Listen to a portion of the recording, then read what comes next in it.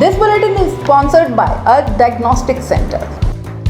नमस्कार, मैं हूं जयश्री नागदा और आप देख रहे हैं सीबीसी न्यूज़ राजस्थान का सीबीसी प्राइम टाइम बुलेटिन। और खबरों में जाने से पहले एक नजर डालते हैं आज की न्यूज़ अलायंस पर। विप्रो फाउंडेशन का महिला राष्ट्रीय सम्मेलन, द कश्मीर फाइल्स की पल्लवी जोशी समेत देश भर की 100 महिलाओं का सम्मान।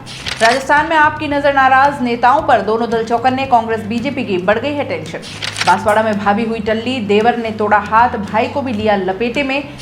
पत्नी की याद में मुस्लिम टीचर अब्दुल हकीम ने गौशाला को दिया 6 लाख का ऑटो। फ्री फायर की लत में हुआ पागल, हैकर आया चिल्लाते हुए वाहनों के सामने हाईवे पर दौड़ पड़ा युवक। और अब खबरें विस्तार से। विप्रो फाउंडेशन का महिला राष्ट्रीय सम्मेलन शनिवार को नाथद्वारा में हुआ। श्री अभ्युदय उत्सव में भाग लेने के लिए देश भर से 1000 से अधिक महिलाएं पहुंची। देश भर में विभिन्न उत्कृष्ट कार्य करने वाली 100 महिलाओं को तेजस्विनी सम्मान से सम्मानित किया गया। श्री अभ्युदय उत्सव का संचालन आगरा की कवयित्री रुचि चतुर्वेदी ने किया। कार्यक्रम की मुख्य अतिथि विधानसभा अध्यक्ष व नाथद्वारा विधायक डॉक्टर सीपी जोशी थे। वहीं विप्रो फाउंडेशन के राष्ट्रीय अध्यक्ष महावीर शर्मा, प्रदेश अध्यक्ष के शर्मा, मावली विधायक धर्मनारायण जोशी, हरियाणा से आए विधायक कुलदीप वत्स, महिला आयोग की पूर्व अध्यक्ष ममता शर्मा, विप्र कल्याण बोर्ड राजस्थान की उपाध्यक्ष मंजू शर्मा, सोनाली शर्मा, सुमित्रा, शकुंतला, भारती, ज्योति, शीला, विमला, अर्चना शर्मा आदि अन्य मंचासीन थे। कार्यक्रम की शुरुआत मनस्वी व्यास के मंगलाचरण से हुई। विप्रो फाउंडेशन की राष्ट्रीय प्रभारी सोनाली शर्मा ने प्रतिवेदन पेश करते हुए गत वर्ष किए गए कार्यों और भविष्य में होने वाले कार्यक्रम की रूपरेखा प्रस्तुत की। विप्रो वाहिनी की प्रमुख चंद्रकांता ने भी विचार पेश किए। कार्यक्रम में द कश्मीर फाइल्स की प्रोड्यूसर एक्ट्रेस पल्लवी जोशी, पत्रकारिता के क्षेत्र में उल्लेखनीय कार्य करने वाली मुंबई की सुधा श्रीमाली, बीएसएफ नई दिल्ली तनुश्री पारिक, आगरा की काव्य रुचि चतुर्वेदी, शिक्षा में उदयपुर की doctor Varsha Sharma, Gurgaon IT की डॉक्टर अभिलाषा गौड़, जयपुर की भजन गायिका सुरभि चतुर्वेदी और देवगढ़ की भावना पालीवाल सहित 100 महिलाओं को सम्मानित किया गया। विप्रो फाउंडेशन के संरक्षक और राष्ट्रीय महिला आयोग की पूर्व अध्यक्षा ममता शर्मा ने कहा कि महिलाओं के क्या अधिकार हैं, ऐसी बुकलेट बनाई जानी चाहिए ताकि महिलाएं उनके अधिकार जान सके। राजस्थान रेप के मामले में नंबर 1 पर है। कैसे हम थाने में जाएं, अपने अधिकार के लिए लड़ सकें। आबादी का आधा हिस्सा है।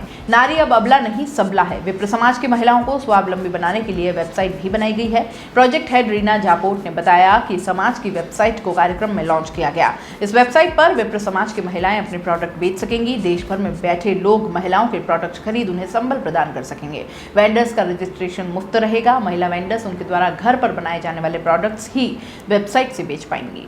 अनंता मेडिकल कॉलेज और हॉस्पिटल में MBBS 2021 और 22 के नव आगंतुक विद्यार्थियों के लिए शनिवार को orientation program and white coat ceremony का आयोजन किया गया।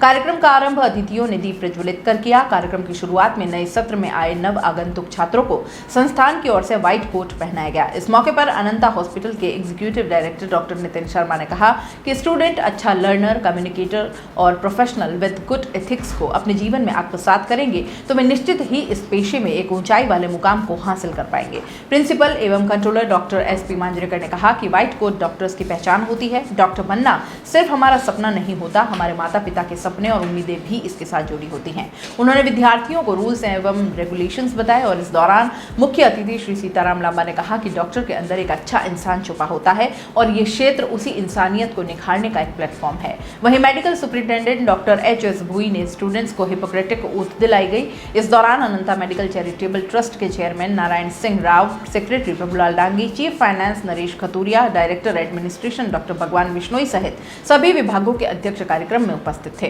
कार्यक्रम को लेकर स्टूडेंट्स में खासा उत्साह भी देखा गया। पंजाब में भारी बहुमत के साथ जीत के बाद आम आदमी पार्टी ने अब उसी मॉडल पर राजस्थान में तैयारी शुरू कर दी है। दिल्ली के द्वारका से विधायक विनय मिश्रा को राजस्थान का चुनाव प्रभारी बनाकर पार्टी ने तैयारियां भी शुरू कर दी। प्रदेश भर में चुनावों के लिहाज से संगठन तैयार करने का ब्लूप्रिंट बनाया गया है। कल से पार्टी चुनावी तैयारियों की शुरुआत करने वाली है। आपका फोकस अभी उन क्षेत्रों पर है जहां लोग कांग्रेस और बीजेपी दोनों से नाराज हैं। वहां अभी से खास रणनीति के साथ फोकस किया जाएगा। पार्टी सूत्रों के मुताबिक पंजाब की सफलता के बाद पार्टी ने राजस्थान को लेकर रणनीति में बदलाव किया है। इसके तहत जिन सीटों पर चुनाव लड़ना है उन पर पहले से ही उम्मीदवारों को शॉर्ट लिस्टिंग की जाएगी। आपके पास राजस्थान में अब तक स्थानीय दमदार सियासी चेहरा नहीं है। अब पार्टी मल्टी फेस मॉडल पर काम करते हुए जनाधार वाले नेताओं को जोड़ने की तैयारी में है। कांग्रेस और बीजेपी के साफ छवि वाले और जनाधार वाले नाराज नेताओं को आप से जोड़ने की रणनीति पर काम चल रहा है। चुनावी साल से पहले कई नेताओं को आपसे जोड़ा जाएगा। आम आदमी पार्टी के प्रदेश प्रभारी संजय सिंह और नए चुनाव प्रभारी विनय मिश्रा कल जयपुर में पार्टी का सम्मेलन कर रहे हैं। दोनों नेता स्थानीय आपके नेताओं से मिलकर आगे का टास्क देंगे। ग्रास रूट पर पार्टी वर्कर्स को जनता की समस्याओं को प्रभावी तरीके से उठाकर ध्यान खींचने पर जोर दिया जाएगा। कल आपके जयपुर सम्मेलन से राजस्थान में चुनावी तैयारियों का आगाज माना जा रहा है। कल दूसरी पार्टियों के कुछ नेता कार्यकर्ता आप ज्वाइन करेंगे। माना यह जा रहा है कि आम आदमी पार्टी के राजस्थान में सक्रिय होने का नुकसान भाजपा और कांग्रेस दोनों को होगा। राजस्थान में सत्ताधारी पार्टी के खिलाफ लहर का ट्रेंड रहा है, इसलिए आप भी इसका फायदा उठाने की रणनीति बना रही है। जिन सीटों पर हार जीत का मार्जिन कम रहता है वहां भी आप समीकरण बिगाड़ सकती है। इस बार आप पूरी तैयारी से मैदान में उतरने का मन बना रही है। राजनीतिक जानकारों के मुताबिक राजस्थान में कांग्रेस बीजेपी से अलग विकल्प खोजने वालों की एक बड़ी तादाद है, लेकिन उन्हें अब तक उस स्तर की पार्टी नहीं मिली जो उनकी अपेक्षाओं पर खरा उतरे। इस वजह से ऐसे वोटर्स या वो नोटा में वोट करते हैं और वोट डालने ही नहीं जाते। दोनों पार्टियों से नाराज इस वोटर्स पर आपकी नजर है। फिलहाल विधानसभा चुनाव में करीब 1.5 साल का वक्त है। अब तक कई सियासी समीकरण बनेंगे और बिगड़ेंगे। आम आदमी पार्टी ने राजस्थान में मजबूती से चुनाव लड़ने का फैसला कर कांग्रेस बीजेपी के नेताओं को चौकन्ना जरूर कर दिया है।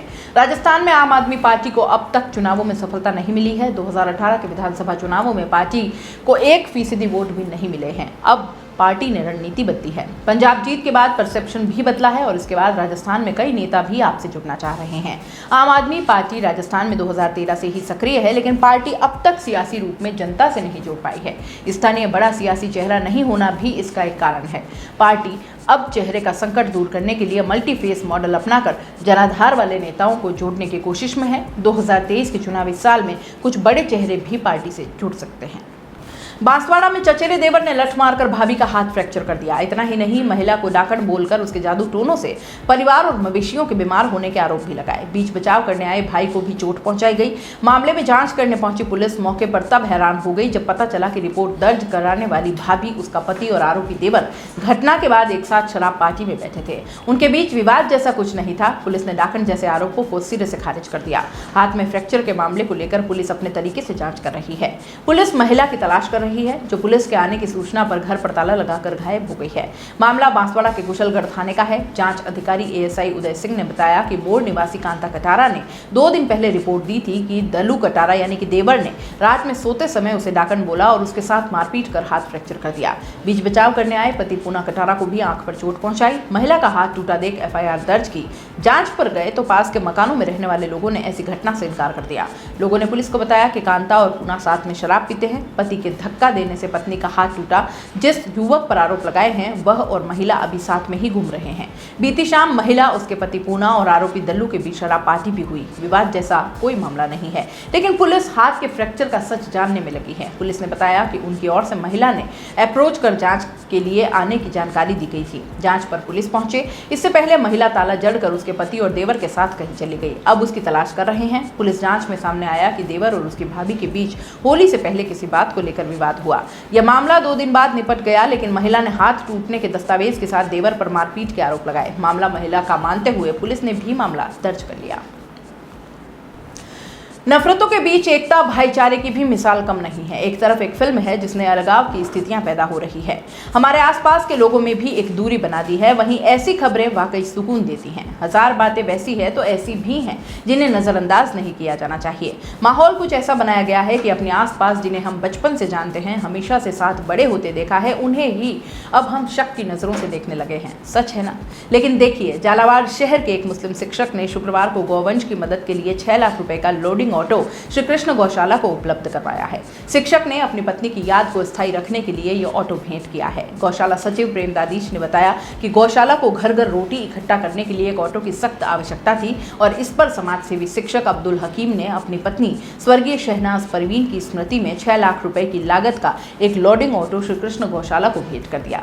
शिक्षक का कहना है कि पत्नी की याद को स्थायी रखने के लिए ऑटो दिया गया है। इस अवसर पर समिति के संरक्षक शैलेंद्र यादव और अध्यक्ष दिलीप मित्तल ने अब्दुल हकीम का आभार व्यक्त करते हुए बताया कि अब शहर में घर घर रोटी के लिए 2 ऑटो चलेंगे। इससे शहर की प्रत्येक कॉलोनी से रोटी और अन्य खाद्य सामग्री ली जा सकेगी।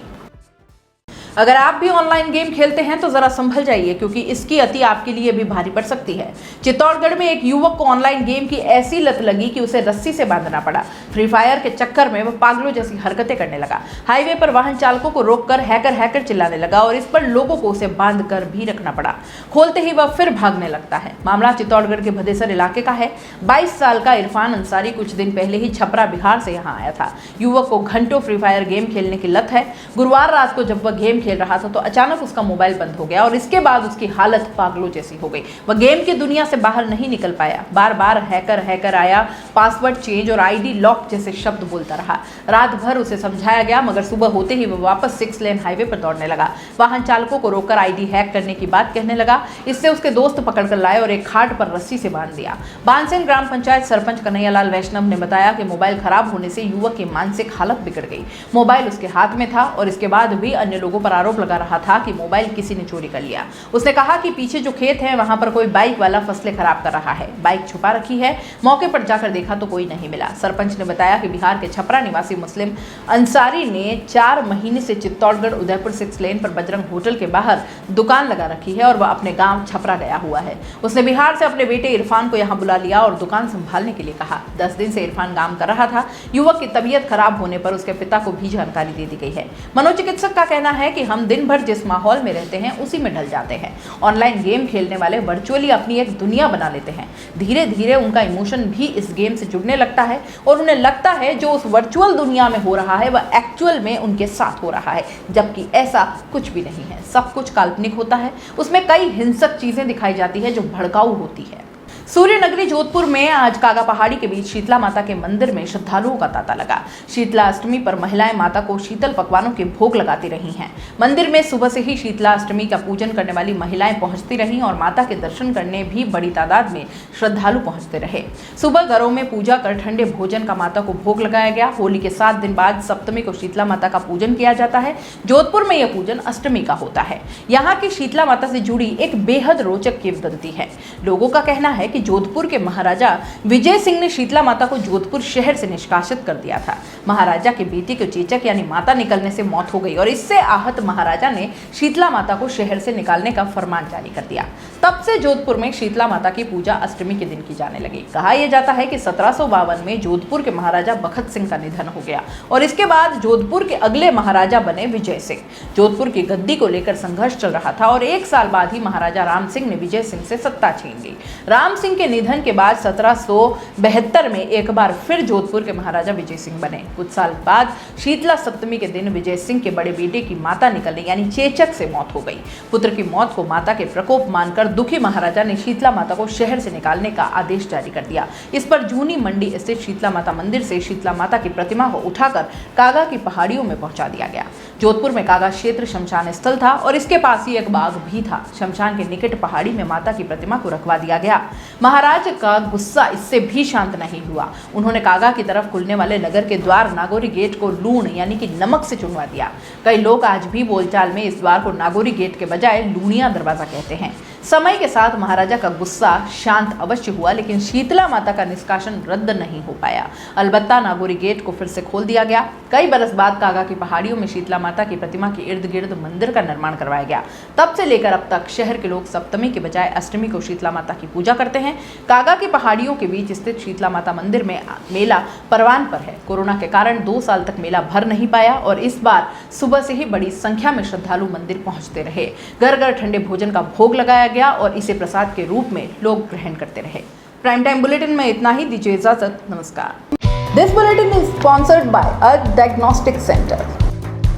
दोस्तों, सीबीसी न्यूज आपके सहयोग से लगातार बढ़ता जा रहा है। स्वतंत्र पत्रकारिता का सहयोग करने के लिए आपका धन्यवाद।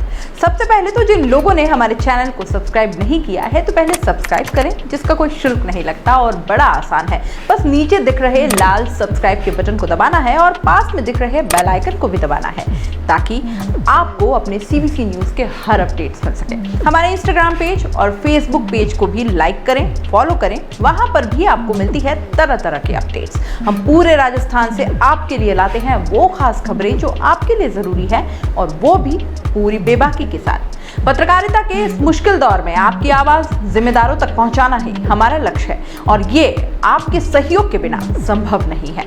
हमारा सहयोग करें, स्वतंत्र पत्रकारिता में अपना योगदान दें और ज्वाइन बटन पर जाकर सदस्यता लें, चाहे सबसे छोटी सहायता के रूप में ही क्यों ना हो।